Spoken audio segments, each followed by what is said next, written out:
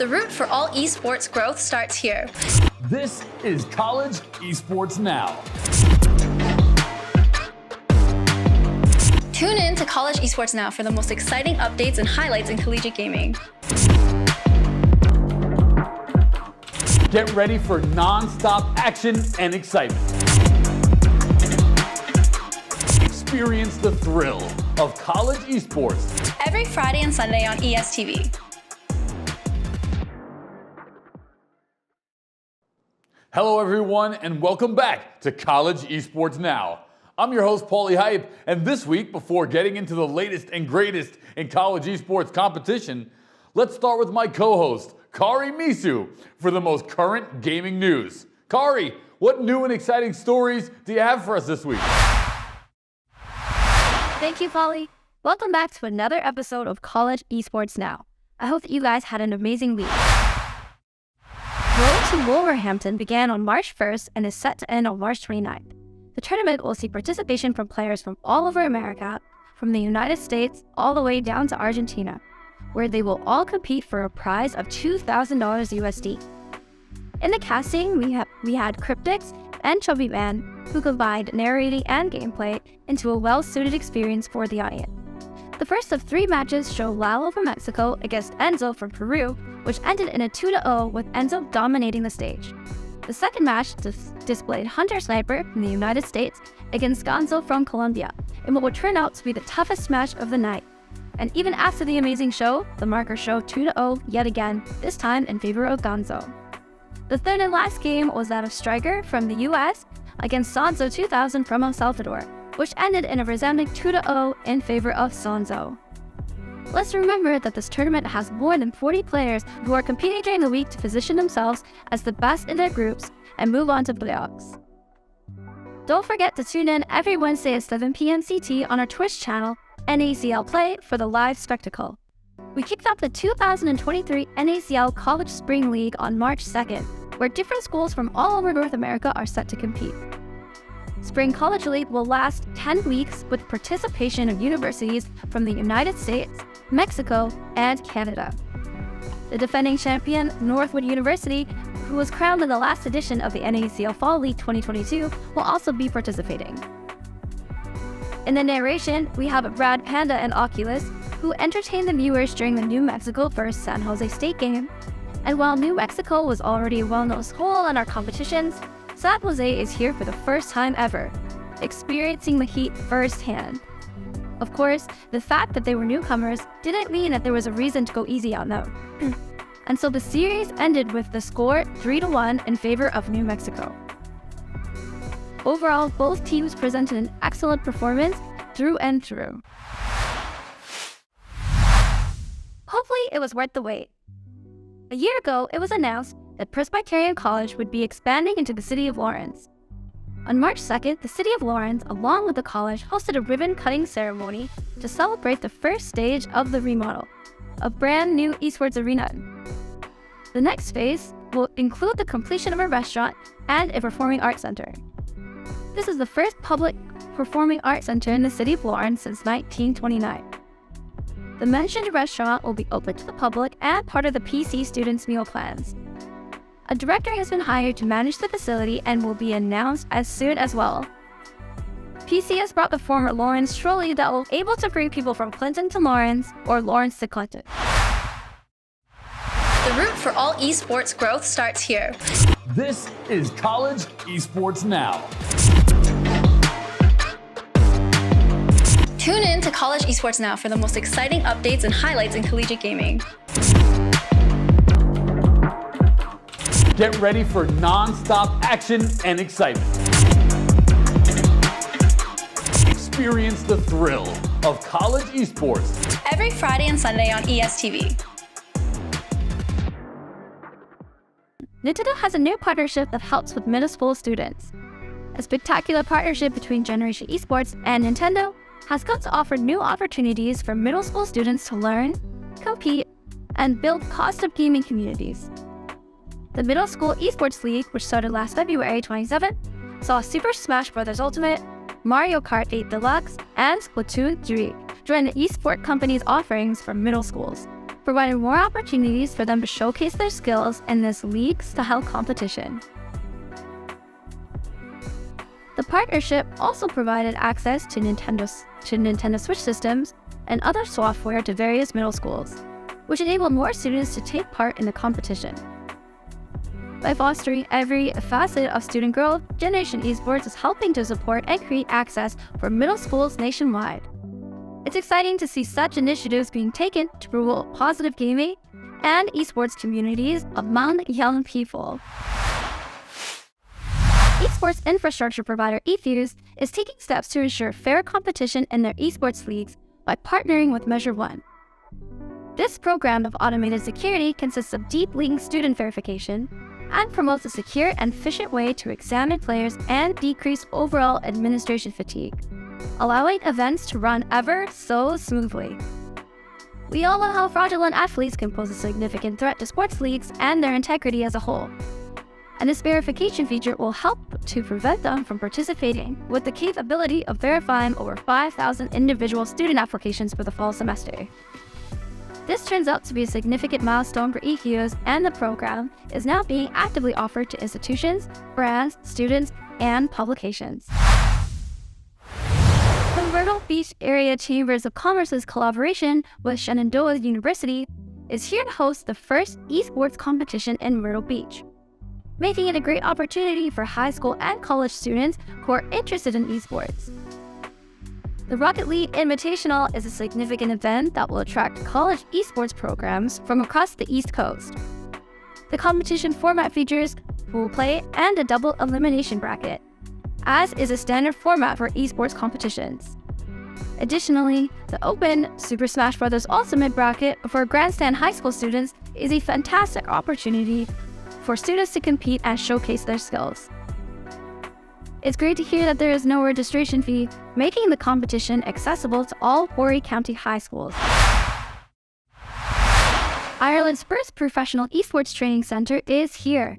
The Wild Academy, powered by British telecommunications company Virgin Media, was officially opened on March 7th. The Wild Academy was made to be a high-performance center for national and international professionals to train in a world-class facility powered by Virgin Media Superfast Broadband. Fielding international teams in Riot Games Valorant, EA's FIFA, and Psyonix's Rocket League, Wild Esports competes in major esports titles and tournaments around the world. So the experience for the forthcoming coaching, boot camps, and community tournaments that the Academy will provide is there. This new partnership position with Virgin Media is at the forefront of gaming in Ireland, working with Usain Bolt's Wild Esports organization to grow Ireland's roster of world-class esports athletes. Today, we will be introducing a new friend. Please welcome It's Good Burger Ed. He'll be sharing some of our news with you. Sup, dudes? I'm Ed. But you also may know me as Cal Smith. British Esports, established in 2016 as UK's National Esports Federation, has announced its continued partnership and collaboration with the world's leading EdTech event. BET is a well-known global community for educational technology. It will provide educators with the hands-on ways to learn and adapt to esports being used in schools and classrooms.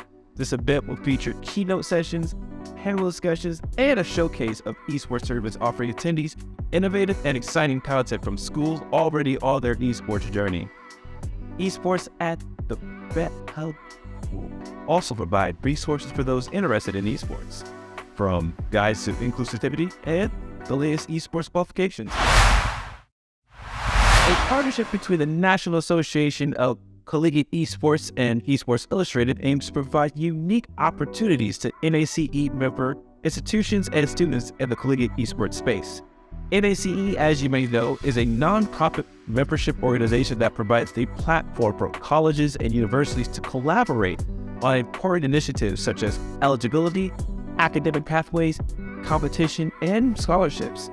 Esports Illustrated, a part of Sports Illustrated, is a leading brand in the esports industry that is dedicated to providing the latest news, insights, and analysis to its audience. The partnership aims to establish Esports Illustrated as the leading and the most influential collegiate esports news publisher in North America. while upholding journalistic integrity and ensuring a fair and unbiased representation of the industry. Both of the organizations will work together to offer internships and other initiatives to students, providing them with the in-demand job skills in the rapidly growing esports industry. Thank you all for having me here today. It's been so much fun. If you guys want to check me out, you can check me out on YouTube, Twitch, TikTok at It's Good Burger Ed. And I was supposed to give you back to Polly. Here you go, Polly. The route for all esports growth starts here. This is College Esports Now. Tune in to College Esports Now for the most exciting updates and highlights in collegiate gaming. Get ready for non-stop action and excitement. Experience the thrill of college esports Every Friday and Sunday on ESTV. This week in college esports, we start with Monday. It's the NJC AAE Conference Rocket League Week 3, featuring Central Community College versus Bismarck State College. With both Central and Bismarck being at 1-1 in the conference, only one of the schools can get a positive record in this week. Who will it be? Game number 1 looked like it would be a runaway for Bismarck, but within the last minute of play, Central were able to equalize the score to send us to an overtime. Overtime did not last for long, as within just 12 seconds, Bismarck's Mitch was able to knock the ball in for Bismarck to claim game number 1. Central were not too happy about losing so fast in overtime, so in game number 2, they kept up the pressure and made sure to equalize the series score in their favor. These two teams must be great under pressure, because we went into another overtime after 3 last-second goals in game number 3. Overtime went a lot longer than game 1's, but this time it went to Central, as WrestleMania 32 laid the smacketh down on Bismarck. Game number 4 was a lot more tense, as the score was tied at 1-1 going into the last 30 seconds. But after a brutal near-miss on goal from Bismarck, Central were able to take the ball and slam it in to claim the 3-1 victory. Next, we head over to the ECAC Conference for Super Smash Bros. Ultimate Week 5, Long Island University versus SUNY Polytechnic Institute. LIU's Smash team is looking to keep their undefeated streak alive, while SUNY Polytechnic is looking to move up in the rankings as we near the end of the season. This matchup was already off to an explosive start, as we had 2 unique matchups go down to the final stock each time before our final 2 players appeared: LIU's Dragon Nexus and Polytechnic's Smorphy. Both players kept on going blow for blow until yet again it went to the final stocks. But in the end, it went to Dragon Nexus's Roy, who took the first set. It seemed like the same events might happen again, as Long Island University took the first matchup at 1 stock, and then SUNY Polytechnic did the same until we came all the way back to Dragon Nexus and Smorphy. This time around, Smorphy switched it up a bit by selecting Wolf, but it was not enough, as Dragon Nexus yet again took him down to make sure that LIU remained undefeated.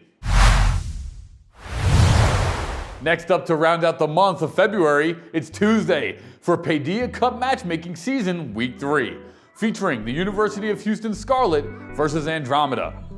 We have some new faces to Paideia coming in as the University of Houston Scarlet takes on Andromeda.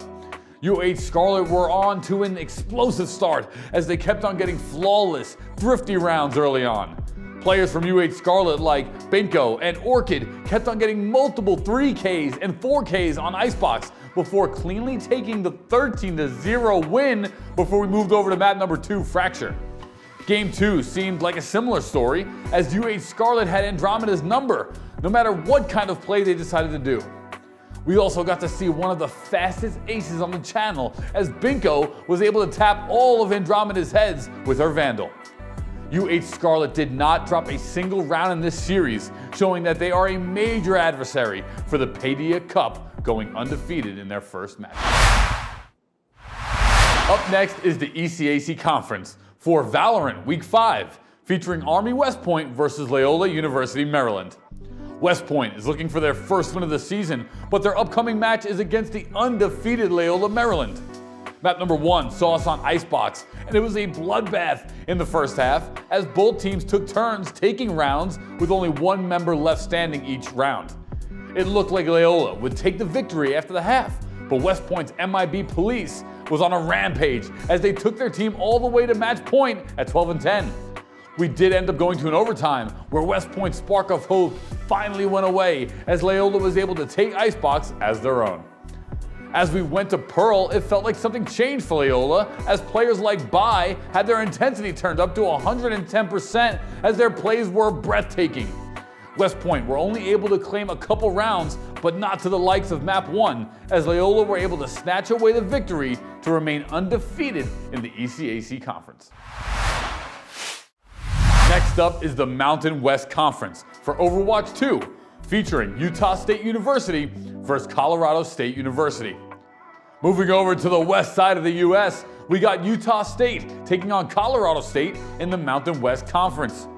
From the get-go, both Utah and Colorado were able to claim the first 2 points on the Paul before heading over to the final part, Village. Like the first 2 areas, both teams were able to get the point to 90% capacity, but the team that came out on top was Utah State. Kings Row was the next destination, and that is where Utah State's Cats came online as his Genji was slicing and dicing through Colorado State. Colorado State was not able to push the payload, unfortunately, at all, before Utah did just that to take us to series point. The momentum was squarely in the hands of Utah as they took down Colorado on Circuit Royale, which completed the 3-0 sweep. Get the broom, gonna need it. Next, we head over to Wednesday, which starts March 1st for the ECAC Conference for their Rocket League Week 5, featuring St. Lawrence University versus Buffalo State University. Name a better way to start the day than with some Rocket League action with St. Lawrence taking on Buffalo State. Game 1 was all about Buffalo State as they got to score 2 uncontested goals as all of St. Lawrence got to do was watch. Game 2 was pretty much the same storyline as yet again, Buffalo State's Milk scored another 2 goals of the 3 that occurred in this game. There was finally some light for St. Lawrence as they got their first goal, but of course, Buffalo State were quick to answer by sending it to an overtime. It wouldn't last for long as St. Lawrence grabbed a quick goal from Turks to get their first game win of the night. Even with that last win, it wasn't enough as Buffalo State kept on pounding in goals to take us to match point. It looked like it might go to another overtime in Game 5, but a last second from Milk came in and scored, which allowed Buffalo State to hold their undefeated streak. Next, we head back to the ECAC Conference for Overwatch 2 Week 5, University of North Carolina Greensboro versus University at Albany. We move over this time to Division B of the ECAC Conference Overwatch between Greensboro and Albany. Greensboro started off strong as they dominated both points on Oasis as they got several team kills to open up the series.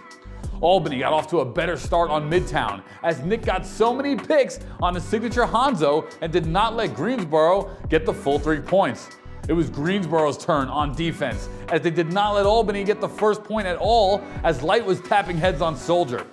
Havana was up next, and Greensboro's Magix brought out his magic on Widowmaker as he just kept on hitting the headshots. When it was all done and dusted, Greensboro came out on top, defeating Albany with another clean sweep of the night.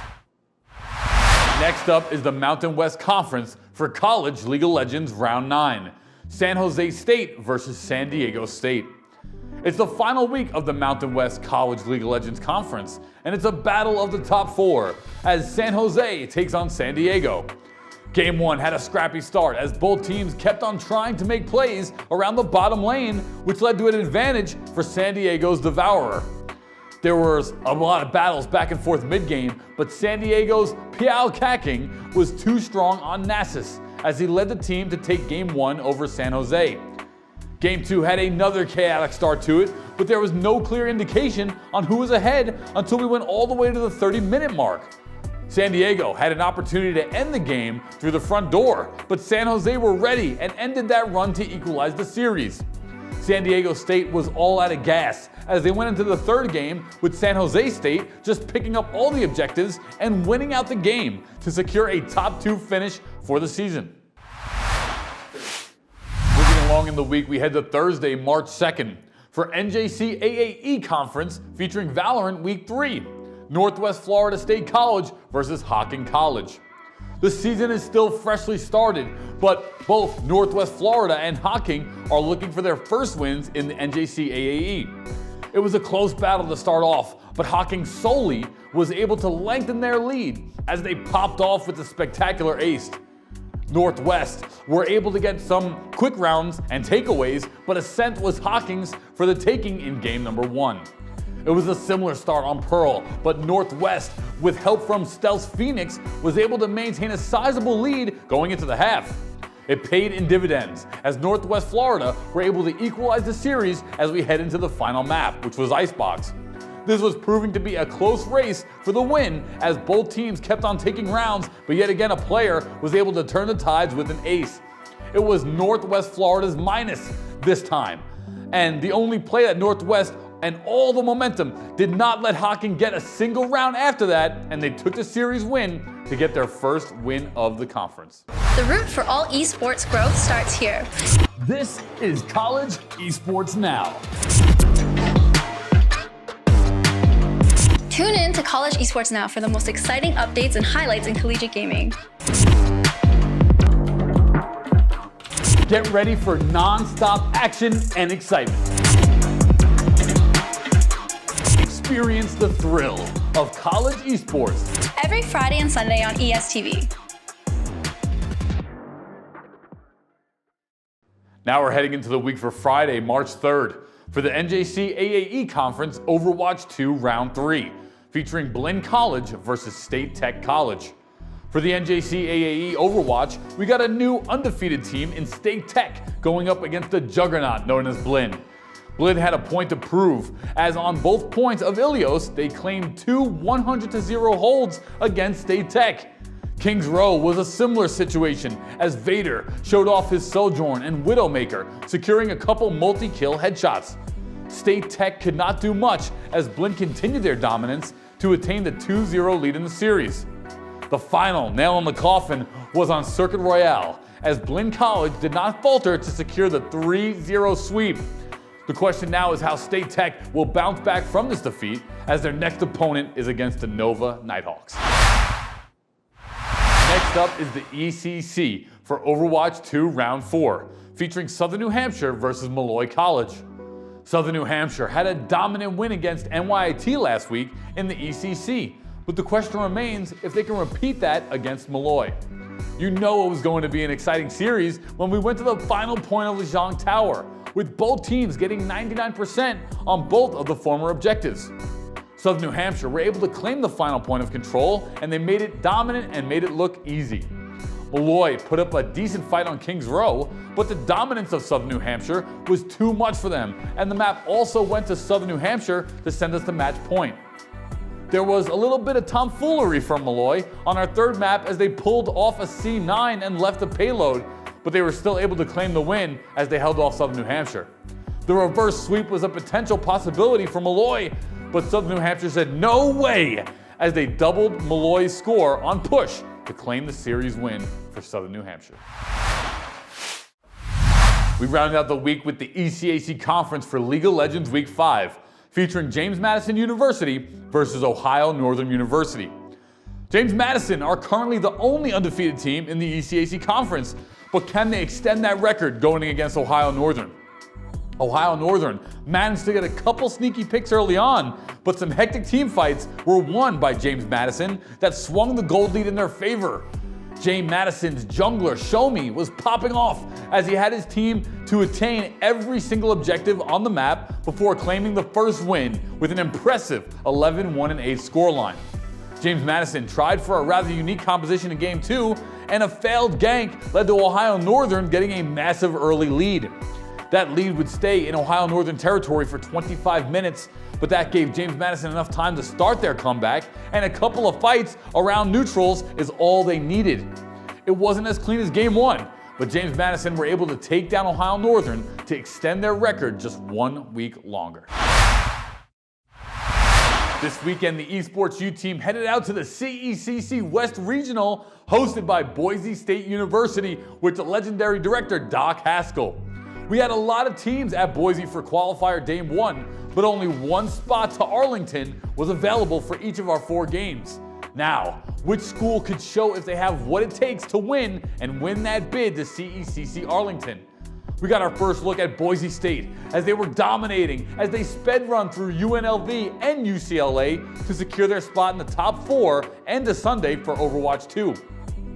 Rocket League had some banger matches as we witnessed UCLA defeat Arizona, but went to war against Weber State.